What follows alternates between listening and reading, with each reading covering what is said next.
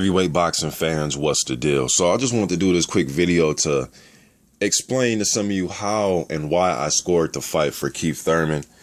I'm seeing a lot of videos and reading a lot of comments actually that people somehow are saying, well, if you had Pacquiao over Mayweather, or if you thought Maidana beat Mayweather, or if you thought that, people are just using those fights as an example, but just any fight where there's a bull and matador type of situation, if you scored it for the bull in all those fights, then you should have scored it for the bull in this fight. And it's like, to me, I don't know how some of you guys do fight or score fights, man, but to me, every fight is different, like literally different. Besides one guy being a bull and the other guy being a matador, that's probably where it ends as far as comparing it to each other. I mean, this was a totally different fight, in my opinion. And I thought a lot of what Porter was doing was, it was aggressive, but sometimes it was just ineffective. Like, he wasn't really hitting anything. Okay, now I'm going to go over both fighters, but Porter, he did land some good shots. There were some times where he was putting Thurman against the ropes. He was pinning him against the ropes. He was bullying him.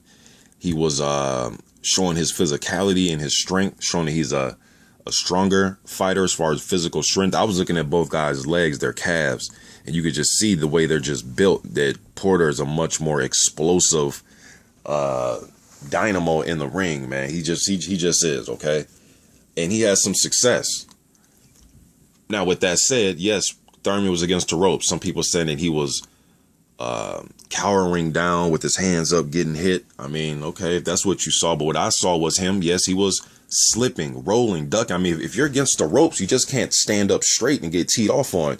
You have to bend your knees and bend your hips and bend at the waist and slip a shot and come back up with your own hooks. I was telling you guys that Thurman is very good at catching you in between your combinations. So there was a lot of times where Porter had him pinned against the ropes, letting go left and right hooks, hook. And Thurman was leaning back on the ropes, boom, coming back with his left hook, boom, coming with his uppercut, boom, coming with his right hand. Yes, he was, had his hands up and he was ducking, but shit, what are you supposed to do? Stand straight up and get teed off on? He obviously was not strong enough to just push Porter off of him. That's what I'm saying. And I think Thurman just realized, you know what? I'm not going to wrestle with this dude. I'm going to just go against the ropes and fight off the ropes. Wherever he went in that ring, he knew how to fight wherever he was at. If it was in the middle of the ring, he knew how to fight Keith. Keith knew how to fight Shawn. There were some times where Shawn was just said, fuck it, and just started like literally leaping in with left and right hooks. And Thurman was using his crafty footwork. For some of you, man, I'm not saying all of you, but just from what I'm taking is just some of you don't like footwork.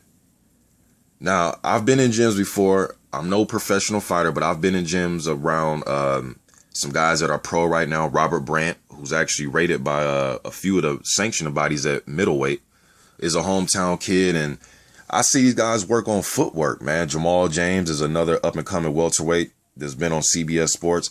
I've seen these guys use footwork on their back foot. It's not called running, man. It's called using your back foot, making a guy miss, making a guy think, getting a guy frustrated. Now, if he was just on his back foot without throwing no punches, then you can say, okay, he literally just moved all night. But I don't know what you guys are watching, but I was hearing loud, hard, thudding shots hit Shawn in his face. There's a few times he was so impatient, he was leaping in the left hooks and uppercuts and right hands. I mean, just because he was just taking them and walking through some of them doesn't mean they don't count. And a few of them, they were knocking him off balance. A few times he got hit solid and he was the one that held.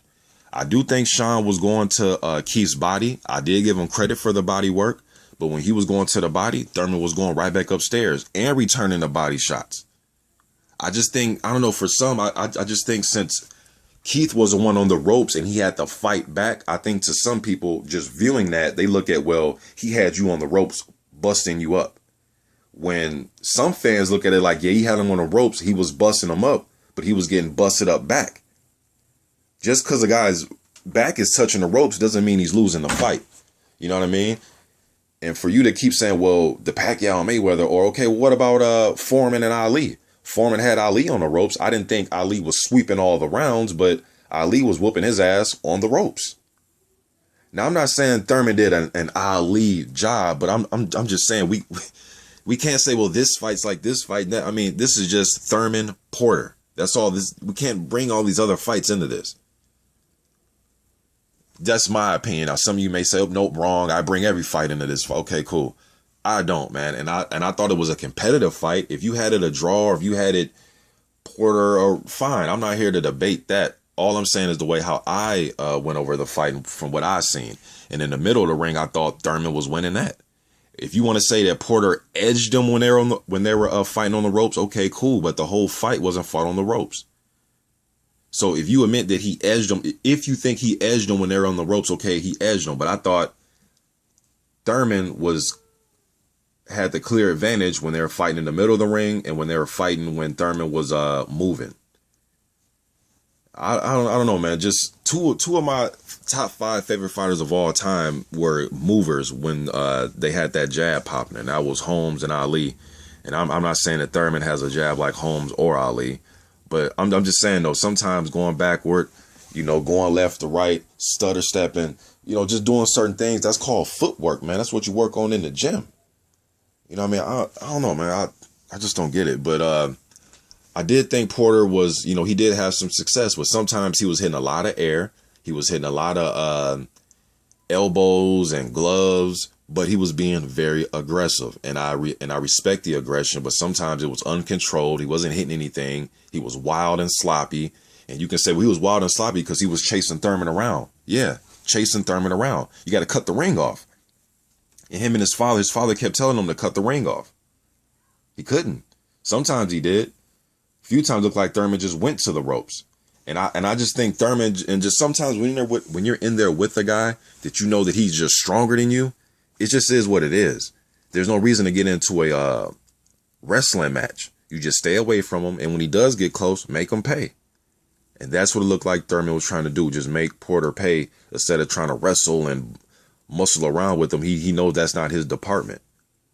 But to me, you're not just going to win fights because you're muscling a guy around. I mean, you have to land some punches, not just be physical. But I thought Shawn performed really well, man. Like I said, if you had it a draw, okay, cool. But I'm hearing some guys say 9-3 Porter, and it was a definite win. And I just didn't see that. I didn't see that. I saw a very close competitive fight that I gave the Thurman 7-5, and there was a few rounds, probably about 2 rounds where probably a round or 2 I gave Shawn where it was just tough to score, and probably a round or 2 where I gave Keith where it was tough to score. I mean, this was competitive, man. This was very competitive in my opinion. So that's just how I scored the fight. I know a lot of people saying he was running and then he got against the ropes and he was bending down, hoping not to get hit. I just didn't see that. I saw him bending down, getting out of the way of shots. Porter had some good body work. I thought he hit him with a few low blows. I thought Porter landed a few low blows in that fight. But I don't know, man. I saw great work against the fighting off the ropes. I'm not understanding how, what you guys want from a guy against the ropes if a guy is physically stronger than him and is applying pressure.